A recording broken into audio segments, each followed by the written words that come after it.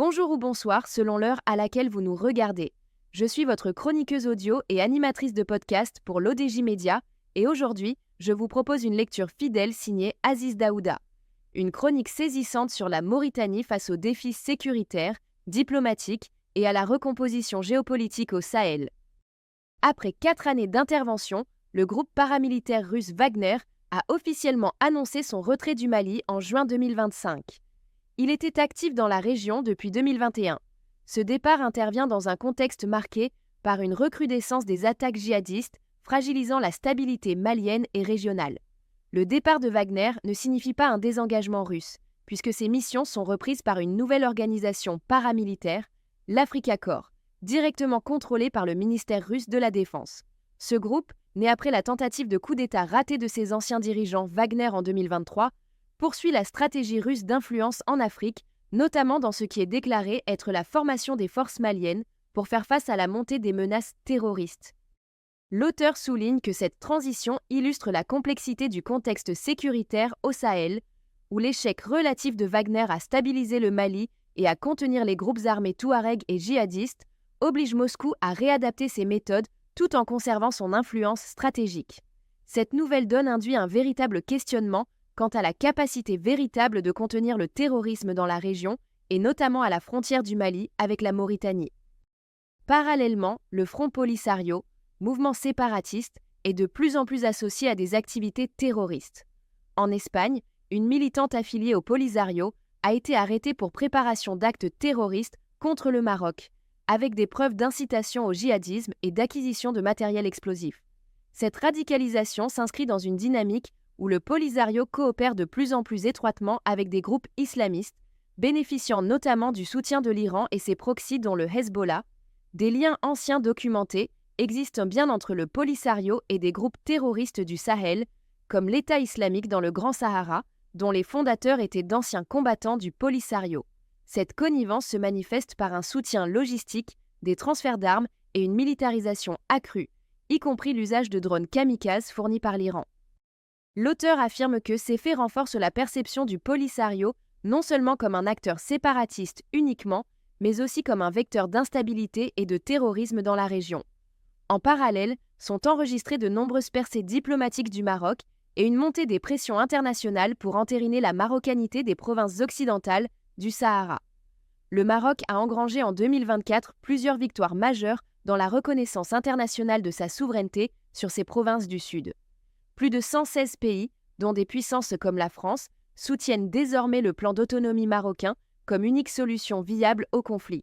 Cette position, récemment, a été partagée par le Royaume-Uni dans les pas des USA. Des pays influents sur le continent africain comme la Côte d'Ivoire ou tout récemment le Ghana ont fait de même. La position toute fraîche du parti de Zuma en Afrique du Sud conforte l'évolution. L'avancée diplomatique marocaine s'appuie sur une gestion habile des relations internationales et sur un engagement actif dans la sécurité régionale, notamment au Sahel. L'habileté du royaume chérifien est manifeste quand celui-ci évite d'embarrasser son voisin du Sud, la Mauritanie, qui reconnaît depuis fort longtemps l'entité fantoche dite RASD.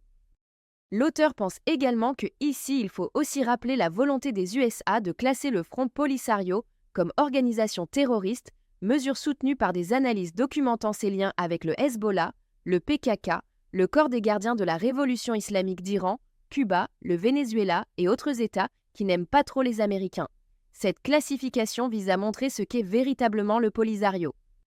Dans ce contexte, la Mauritanie se retrouve dans la tourmente. Les choses sont allées trop vite. Le confort dans lequel elle se plaisait jusqu'ici n'est plus.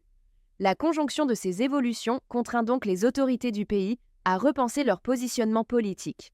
Confrontée à la fragilité récurrente que lui cause le Polisario, freinant son développement, menaçant sa stabilité et constatant l'incapacité de l'Algérie à dépasser l'héritage de Boumedienne pour assurer une sécurité effective, la Mauritanie se trouve inéluctablement poussée vers un rapprochement avec le Maroc. Ce dernier est perçu comme le seul acteur capable de garantir une sécurité durable dans la région, notamment face à la montée des menaces terroristes et aux enjeux géopolitiques actuels. Certaines publications en Mauritanie même posent déjà la question de manière on ne peut plus directe. C'est dire que le décideur mauritanien est bien dans cette logique de changement de paradigme. Les mouvements de l'armée mauritanienne ces derniers temps vont dans le même sens, d'autant plus que certains cadres du Polisario n'hésite plus à proférer des menaces contre la Mauritanie qu'il qualifie de traître. Cette tension rajoute donc de la difficulté en matière de capacité de sécurisation des frontières du jeune pays qu'est la Mauritanie, dont les moyens restent tout de même très limités au regard de l'étendue de ses frontières, notamment avec le Mali et l'Algérie. L'auteur souligne enfin que, dans cet environnement, l'Algérie, soutien acharné, aveuglé, du Polisario, semble aujourd'hui davantage enfermée dans des discours sans capacité réelle d'action, ce qui atrophie sa position régionale. La Mauritanie semble l'avoir intégré depuis un bout de temps, déjà sans peut-être le manifester ouvertement. En revanche, le Maroc, fort de ses succès diplomatiques et de son engagement prouvé dans la lutte contre le terrorisme, apparaît comme un partenaire incontournable pour la Mauritanie dans sa quête de stabilité et de prospérité. Il ne serait donc pas étonnant de voir la Mauritanie, dans un futur plus que proche, retirer sa reconnaissance de l'entité fantoche dite RASD, ou tout au moins sortir de ce qu'elle appelait jusqu'ici une neutralité positive. Dans les faits, la Mauritanie a déjà pris quelques distances avec les séparatistes, ce qui n'est pas pour plaire à l'Algérie, en perte de vitesse.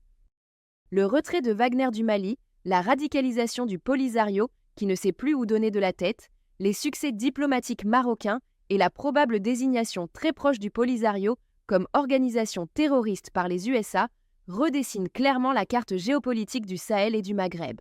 La Mauritanie est probablement en train de s'y préparer et semble même prendre les devants. Dans ce contexte mouvant, elle est poussée à un réalignement stratégique naturel vers le Maroc, seul acteur capable de lui offrir une alternative de sécurité crédible face aux menaces terroristes et aux défis de développement. Ce repositionnement marque une étape majeure dans la recomposition des alliances régionales, avec des implications profondes pour la stabilité future du Sahel et la reconfiguration de l'Afrique du Nord. Je vous remercie chaleureusement de votre écoute attentive. Restez connectés, notre prochaine chronique vous emmènera, toujours avec la même rigueur, au cœur d'une nouvelle actualité brûlante. À très bientôt sur l'ODJ Média.